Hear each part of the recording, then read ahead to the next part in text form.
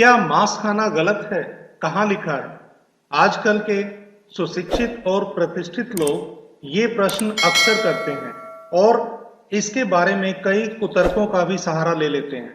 नमस्कार दोस्तों, धर्म संस्कृति की इस खास पेशकश में मैं सुमित शर्मा आप सबका स्वागत करता हूं और आज हम बात करने वाले हैं मांसाहार और शाकाहार के बारे में। तो शुरू करते हैं आज का वीडियो। हिंदू धर्म में मांस खाना मना है या नहीं, इस संदर्भ में कई लोगों की कई भ्रांतियां हैं।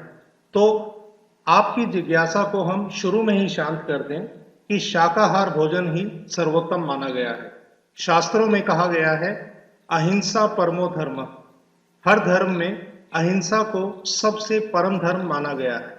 सेल्फ डिफेंस अर्थात अपनी खुद की रक्षा के लिए शस्त्र उठा लेना विरोचित कार्य है, लेकिन वह हिंसा जो अत्याचारी से अपनी रक्षा के लिए ना की गई हो उसे सबसे ज्यादा घृणित माना गया है, उसे सबसे बड़ा अधर्म माना गया है और मांस का भोजन इसी प्रकार की हिंसा से प्राप्त होता है। तो इस तरह हिंदुओं के लिए मांस खाना सबसे बड़ा पाप है। मांस भक्षण को लेकर महाभारत में घोर निंदा की गई है और महाभारत में ही कई ऐसे श्लोक हैं जो मांस ना खाने के आदेश देते हैं, जैसे कि स्वमासम परमासेन यो वर्धयेतुम इच्छति नाति शूद्र तरस्ते मास्य नृशंस तरो नरा।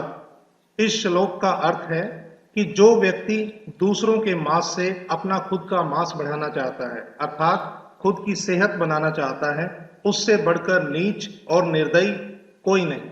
वेदों को हिंदू धर्म का धर्म ग्रंथ माना गया है और वेदों का सार है उपनिषद और उपनिषदों की सार है गीता। तो आइए इन तीनों में हम जानते हैं कि इनके क्या मत हैं। तो हम वेदों से अगर शुरुआत करें तो वेदों में मांस खाने के संबंध में स्पष्ट मना किया गया है और वेदों में पशु हत्या को पाप माना गया है। कुछ पशुओं के संदर्भ में तो सख्त अनुदेश और सख्त हिदायत दी गई है।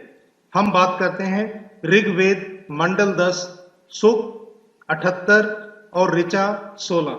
उसमें कहा गया है, यह पुरुषे येन कर्विशा समग्रते यो अश्वेयेन पशु यातुधाना यो अघन्याय भर्ती कशीर मग्ने तेषाम शीर्षाणी हर्षापि वर्षचा।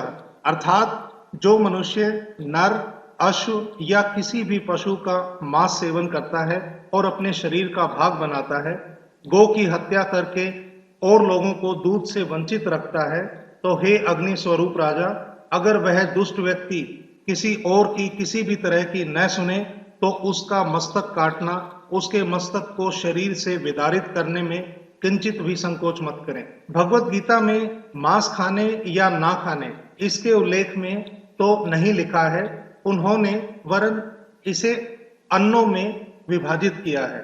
तो भगवान श्री कृष्ण कहते हैं कि अन्न 3 श्रेणियों में रखे गए हैं, सत्व, रज और तम, अर्थात सात्विक खाना, राजसी खाना और तामसी खाना।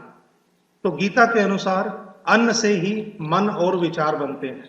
जो मनुष्य सात्विक भोजन ग्रहण करते हैं उनकी सोच भी सात्विक हो जाती है। जैसा अन्न वैसा मन।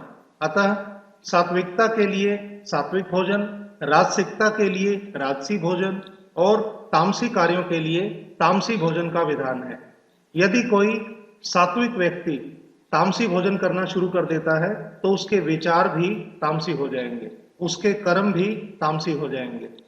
मांस 2 तरीके के होते हैं, राजसिक और तामसिक। उसको पकाने के तरीके भी उसकी श्रेणी तय करती है। संत, ब्राह्मण और धर्म के कार्यों में कार्यरत जो लोग होते हैं उन्हें सात्विक भोजन ग्रहण करना चाहिए, लेकिन युद्ध, क्रीड़ा और भयंकर कर्म करने वाले लोगों को राजसी खाना खाना चाहिए।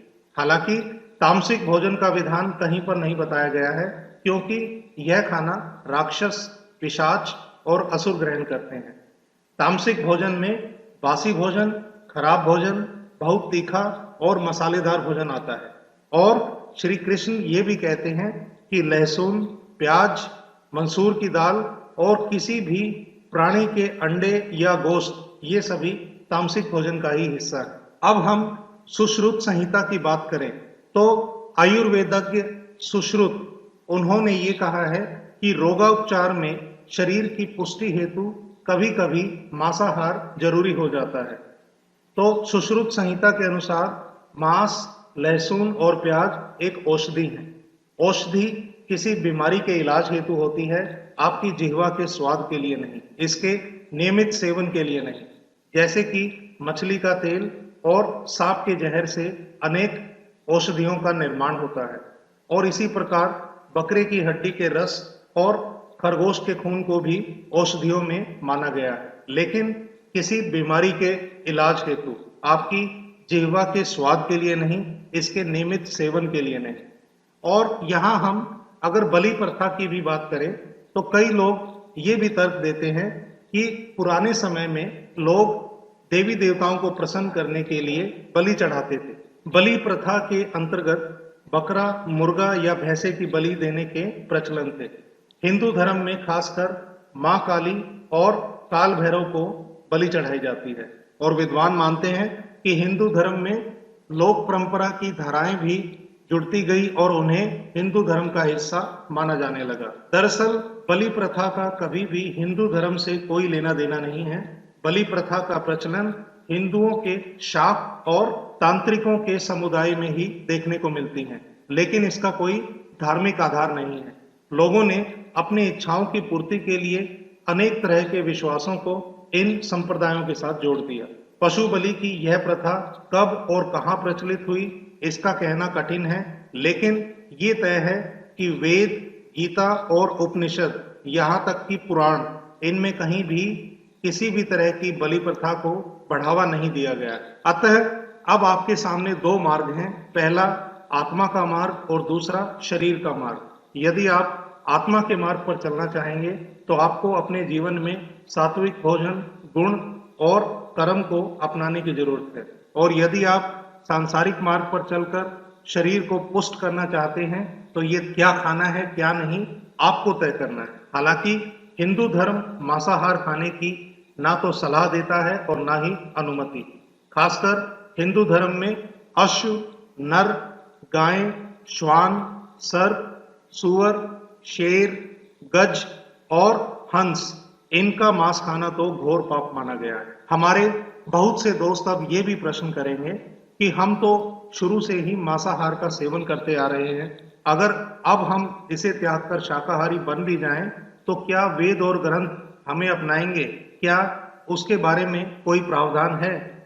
तो उसके लिए भगवान श्री कृष्ण कहते हैं, अदृश्य सर्वभूतानां विश्वास्य सर्वजंतुषु साधु नाम सम्मतो नित्यम भवेंत मासम विवर्जनम। अर्थात जो व्यक्ति मांस का त्याग कर देता है वह सब प्राणियों में आदरणीय, सब जीवों का विश्वसनीय और सदा साधुओं से सम्मानित होता है। और श्री कृष्ण की ही एक और बात मैं आप लोगों को कहता हूं, न ही मासम तृणात् काष्ठा दुप्लाद वापी जायते हत्वा जंतु ततो मासम तस्माद दोषस्तु भक्षणे।